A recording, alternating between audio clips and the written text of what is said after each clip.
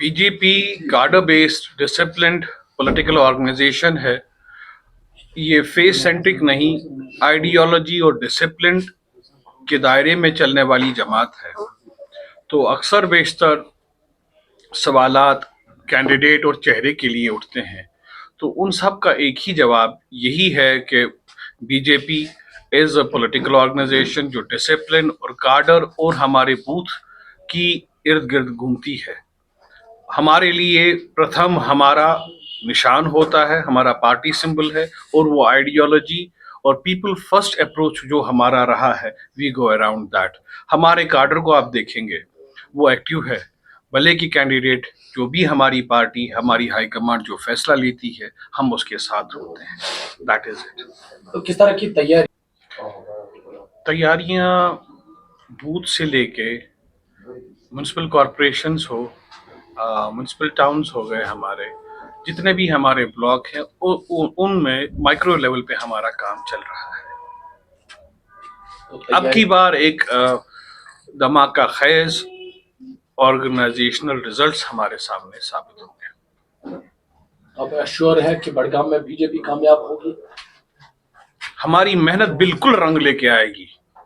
पूरे जर्न के स्टेट में अब की बार बीजेपी बड़गाम यूनिट अपना पूरा जोर लगा के अपने कैंडिडेट और अपनी पार्टी के लिए पूरा जोर लगा के पूरे कश्मीर को चौंका देगी।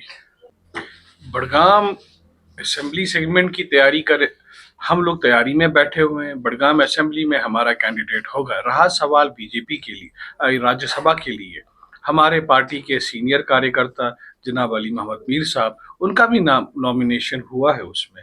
ये चीज भी साबित कर देता है कि जो हमारी जमात है ये अपने कार्डर को कभी भूलती नहीं है और ड्यू रिस्पेक्ट के साथ हमेशा आगे प्रमोट करती है। तो आप क्योंकि आपने कहा कि धमाका खेज रिजल्ट जी, बड़गाम से आएंगे, तो क्या कुछ उम्मीद है, क्या कुछ आपको यकीन है, क्या कुछ आप करेंगे जिससे जो वोटर से आपकी जानिब राग़िब होंगे? देखिए हम लोग अब क्या करें, जो हमने करा है वही तो लेके हम जाएंगे। हमारा पीपल फर्स्ट अप्रोच रहा है। बीजेपी की पॉलिसी यही होती है कि पीपल फर्स्ट। हम नरेटिव के पीछे बहुत कम और पीपल फर्स्ट वाला अप्रोच हमारा रहा।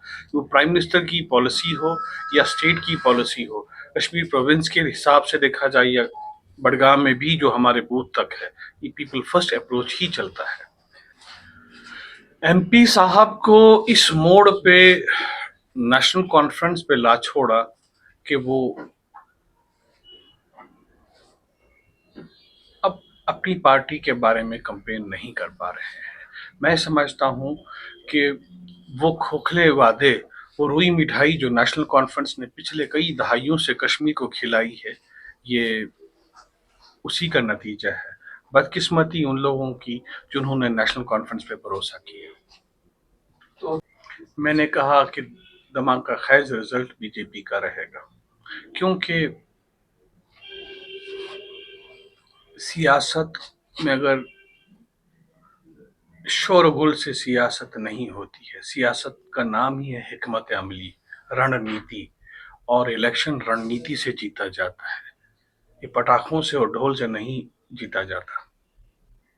आपका कश्मीर का बाशिंदा, खासकर बड़गाम का वोटर, ये समझदार है। ये माइक्रो लेवल की ज़रूरियात को समझता है और वो ये समझता आया है कि बीजेपी वो वाहिद जमात है जिसने हर इंसान के लिए उसको डोर स्टेप तक उसके लिए फैसिलिटीज जो भी लाई वो करप्शन फ्री लाई। रही बात अब स्टेटहुड के लिए हमारे प्राइम मिनिस्टर ने जुबान दी है, पब्लिक में अपनी जुबान दी है कि statehood will come back to Kashmir at an appropriate time. और अप्रोप्रिएट टाइम को अब लोग इस नज़र से देखते हैं कि उनकी मर्जी से आए। जिस जमात को मैंडेट मिला है उन लोगों ने एक साल में क्या किया? हमें 12 सिलेंडर्स देने में नाकाम, हमें बिजली के कितने सारे यूनिट देने का वादा किया, उसमें नाकाम। चाहे ये नेशनल कॉन्फ्रेंस हो, चाहे ये पीडीपी हो, ये जो